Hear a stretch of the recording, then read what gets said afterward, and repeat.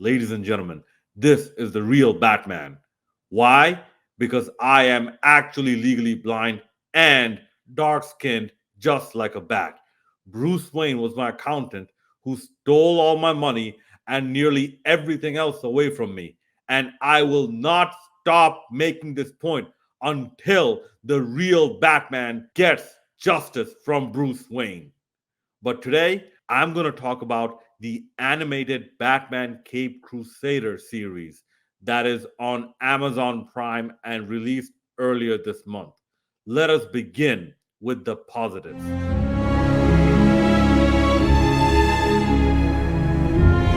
One, the dark presentation style is actually quite good. It kind of reminds me of Batman the Animated Series. It's definitely not as good as BTAS, but the dark tone and some of the music and some of the unhappy vibes definitely gives it the right ambiance.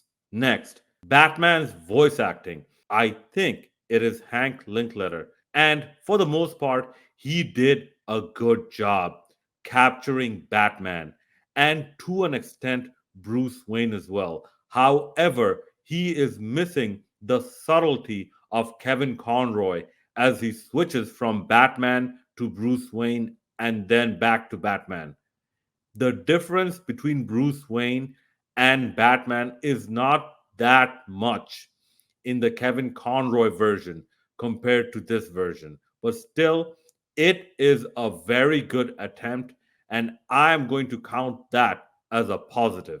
Next, the legendary John DiMaggio is in it, and his role as Bullock's voice actor was done very well. Next, some other voice actors, such as that of Renee Montoya, such as that of Jim Gordon, such as that of Alfred Pennyworth. These were also done very well. Next, there is one episode that shows the debut of onomatopoeia. Bang! Keep this point in mind for the next section. Next, I have to give a special shout out to episode 9, The Killer in Me. This is a bit of a follow up from episode 8 and is the episode that introduces Two-Face. Harvey Dent, it's so good to see you out and about again.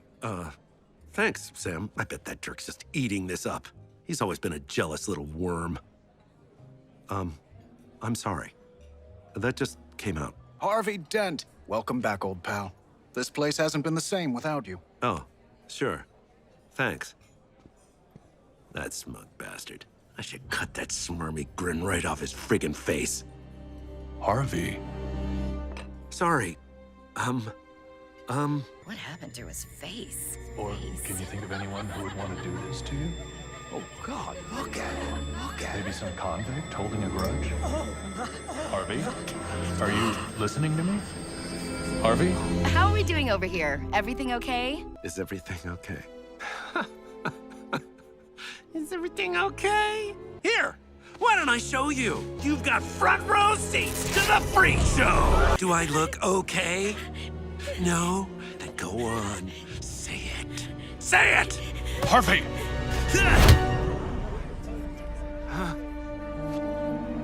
Now, granted, this was nowhere nearly as good as Batman the Animated Series debut of Two-Face, but for what it's worth, this is a good backstory nonetheless. The build was also decent as Harvey Dent is seen, I believe, from the very first episode. Even some of the dialogue writing is good. Check it out if you can.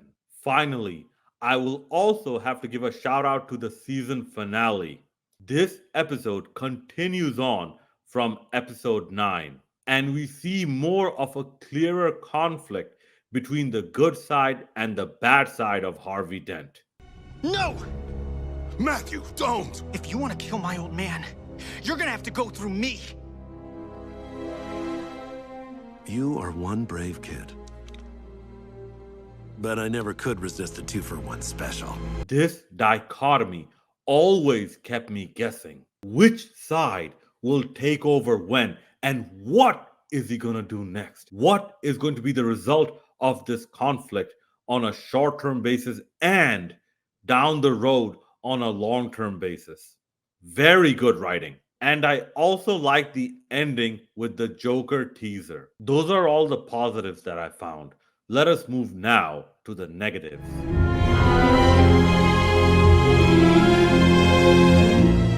1. The animation is way too stiff.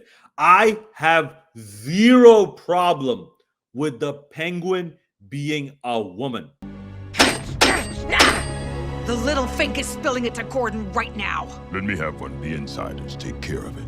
Keep it quiet. No, it's too late for quiet. I do have a problem with the stupid, stiff, lifeless animation. The emotional range that you saw in the original Batman the Animated Series is completely missing, and we just get basic eye movement and lip movement. Next, did anyone else notice that Batman actually looks smaller compared to the original animated series? I'm like, he looks just like an average schmo. I can't take Batman that seriously when he's that small. Next, Catwoman. Why does Catwoman sound so generic? You could have said you wanted a date the last time. But I didn't come alone tonight. Catwoman's voice actress definitely failed the character, and I still think a better Catwoman would have been Laura Bailey. And yes, look it up. Laura Bailey actually voiced Selena Kyle slash Catwoman at one point. Next, the animation will come up again here. I was so disappointed with the design of Harley Quinn. I have no problem with Harley Quinn being attracted to the same sex, but the way they wrote Harley Quinn shows you that Harley Quinn needs the Joker to complete her. I'll make you pay, you piece of... That's 10,000 more lines, Mr. Morehouse. I'm not eating that, and you can't make me! Is that so, Mr. Belsky? I want dessert! Such a child. Where am I? Welcome to my inpatient facility, Mr. Collins. I call it the playpen. I'll have your head on a spike for this. The tables have turned, Mr. Collins. The kings don't run this court anymore. The jester does. On her own, that characterization with those pigtails and that stupid anti-hero gimmick that she has right now, that is just stupid. Also, that voice coming out of someone who looks more childish than her normal persona, that is on backwards. I bet you were an adorable figure skater. Could you do those spinny things? Really? Wait, that's not what it's really called. I'm your type. How many criminals do you have to catch before you feel better, Batman? 10? 20? They should have had the deeper voice coming out of the regular Harleen Quinzel and the childish voice coming out of Harley Quinn. Next, there is only one episode that has onomatopoeia. The potential of this character in his current form, in his Baphomet form, the episode Moving Target had so much potential, and I really hope they do a lot more in season 2. Finally, I did not like the episode Nocturne. I believe it was episode 8. It just reminded me of how well written and how iconic the baby doll episode was. I'm sorry, Natalia Knight, she is not it.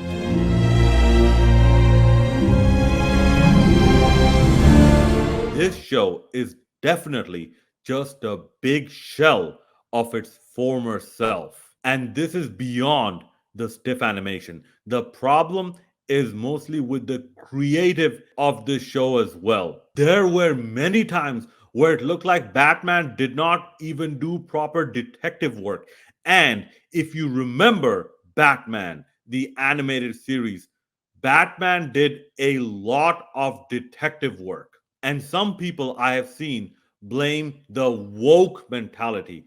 To me, the real Batman, woke is another word for clickbait justice warrior who jump up and down about diversity, equity, and inclusion in a way that is not only duplicitous and disingenuous, as in where they only support certain DEI agendas that are popular and perceived to be marketable, but clickbait justice warriors, this woke, does it in a way that is also at the expense of product quality. A perfect example of this is Star Wars Acolyte. Is this show woke? A female penguin? I have no problem with that. People, look it up. There has actually been a female Joker, and that female Joker was good. So just because the penguin is female, I have zero problems with that. The Harleen Renee Montoya kiss scene? Why should I, the real Batman, have a problem with the preference of an animated fictional character? The greatest Batman's voice of all time, Kevin Conroy, he was attracted to the same sex. Does that diminish Batman the Animated Series at all? Not even by an atom. Not at all. I am not watching Batman to watch a show about people dating and their dating preferences. But the problem with this show was the stiff animation, the very weak writing from time to time, and the uninspired villains from time to time. And many have speculated the reasons for this lackluster performance. I think it is a combination of the absence of Paul Dini, David McDuffie, and others, coupled with the play it safe approach, which barely works these days. Still, it's not a bad show. I did not want to rehash. I already have Batman the Animated Series purchased on my Amazon Prime. If I want to rehash, I'll just go watch that. And I know the direction that X Men 97 took, where the story was continued, is impossible here. Mark Hamill is too old, Kevin Conroy passed away, and most of the people are unavailable. But still, I would definitely watch a season 2, especially considering the teaser with which season 1 ended. My overall score 7 out of 10. Those are my quick thoughts and review of Batman Caped Crusader. Let me know what you think in the comment section below. And as always, hit that like, subscribe, and bell notification buttons. Follow me on Twitter at TanTiger01. This is the real Batman signing out.